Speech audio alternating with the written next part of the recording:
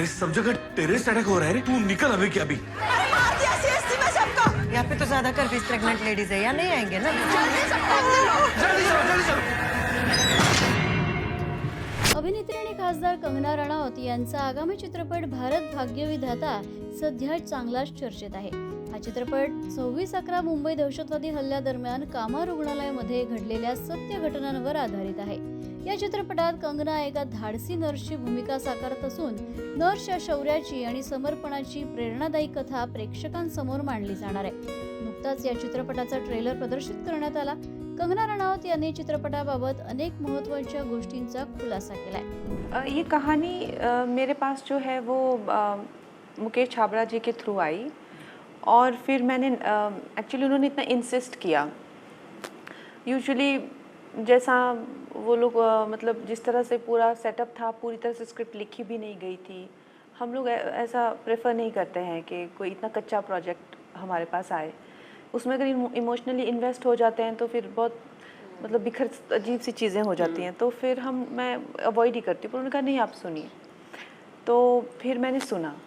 तो वही जो आई थिंक वही भाव जो कल भी हमने इस फिल्म की स्क्रीनिंग उड़ीसा में की, तो दे वर शॉक्ड कि ऐसा हुआ और पता किसी को नहीं है। तो वो भी मेरा भी सेम ही रिएक्शन था कि कितना दर्दनाक ये पूरा किस्सा रहा है कि उनको कोई इतना बहादुरी से, इतने साहस से उन्होंने ये सारी चीज़ें की, कई 100 जानें बचाई, लेकिन एक्नॉलेजमेंट तो छोड़ो, ऊपर से हर तरह के उनको जो है फिर भी प्रताड़नाएं सहनी पड़ी। कंगना यांनी हा रोल स्वीकारण्यामागचं कारणही सांगितलं। त्यांच्या मते 26/11च्या भीषण हल्ल्यादरम्यान रुग्णालयातील कर्मचाऱ्यांनी अभूतपूर्व धैर्य आणि देशसेवा दाखवली। याच काळात एका नर्सनं दहशतवादी अजमल कसाबची ओळख पटवण्यात महत्त्वाची साक्षीदार म्हणून भूमिका बजावली होती। कि हमारे जो एक आम कर्मचारी हैं इस फिल्म में नर्सिस के अलावा जो है वॉचमैन हो गए या वार्ड बॉयज़ हो गए, मामा मौसी हो गए। जब हम अस्पताल सोचते हैं तो आई मीन ऐसा नहीं है कि डॉक्टर्स का कंट्रीब्यूशन कोई कम करना चाह रहे हैं हम, लेकिन एक मिनट के लिए हम उनके बारे में या ऐसे कई करोड़ों कर्मचारियों के बारे में क्यों नहीं सोचते हैं।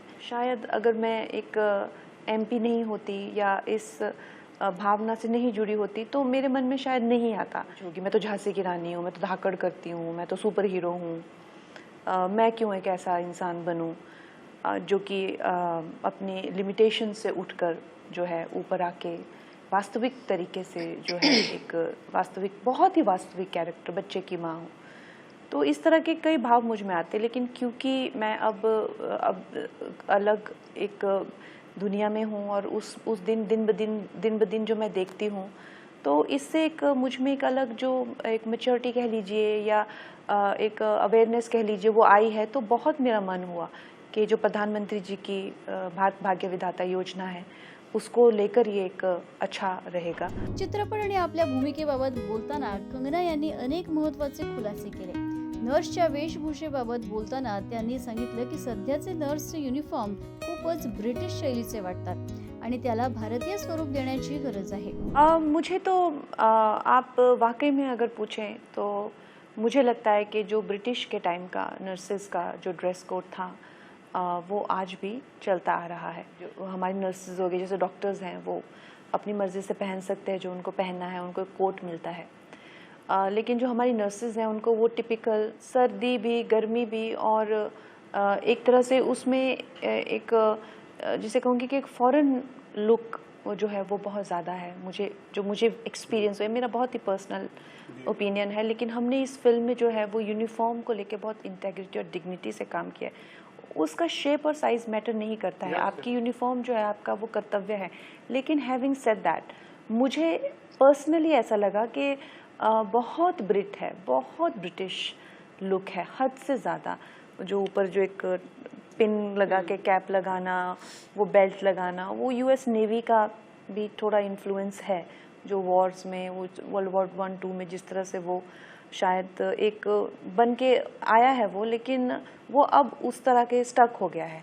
तो हो सकता है, आपने सही कहा कि आगे चलकर अगर उसमें भारतीयता से जोड़ा जाए उसको और हमारा नर्सिस का एक अपना कुछ उसमें रिफॉर्म्स लाए जाएं जो उनको अच्छे लगें, तो ये अच्छी बात रहेगी.